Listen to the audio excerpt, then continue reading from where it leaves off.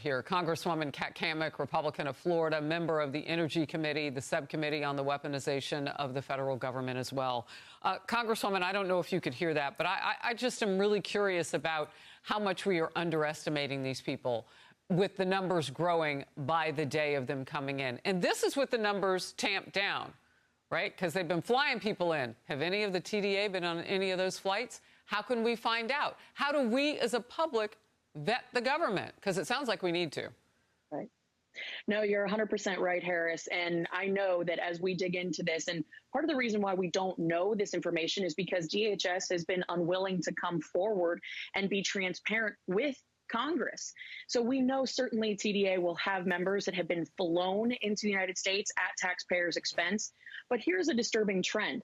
For the 9 times that I have been at the southwest border, I can tell you, talking with agents and with people at the border myself, these individuals are paying the cartels to come here. And the ones that pay subsidize the efforts of the drug trafficking and the sex trafficking. And what we're seeing is historically, the cartels would subcontract with American gangs to conduct the drug trade in America. Wow. Now we're seeing an overwhelming amount of people coming across the border to the point where why even bother subcontracting when you can do the business yourself? Cut out the middleman.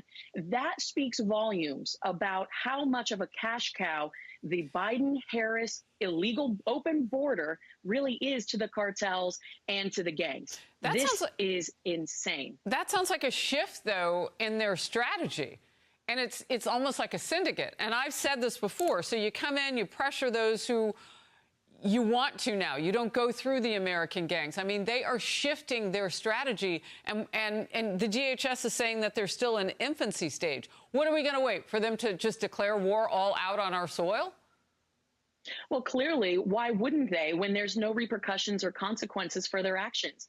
That's why they're operating in a lot of states that have no cash bail. They're going to places that they know they won't be harassed by law enforcement, where they're weak on crime, soft on crime. We've all seen the infamous photos of these gangsters flipping the bird to the cameras and to law enforcement, knowing full well they'll get a slap on the wrist and they'll be on the streets the next day. There are no tough laws in place that are being enforced right now, which is why these gangs, these cartels are operating with impunity. Just real quickly, what needs to be done right now? Like when you think, OK, this is the urgent thing we can do. You know, I think we need to, 1, enforce the laws on the books. 2, we actually have to get rid of the Soros policies in place.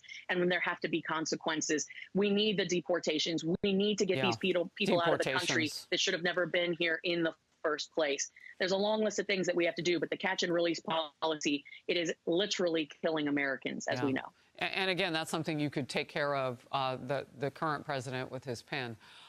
But he's had 3.5 years to do that. 3.5 years to do it. He put Kamala Harris in charge as the VP.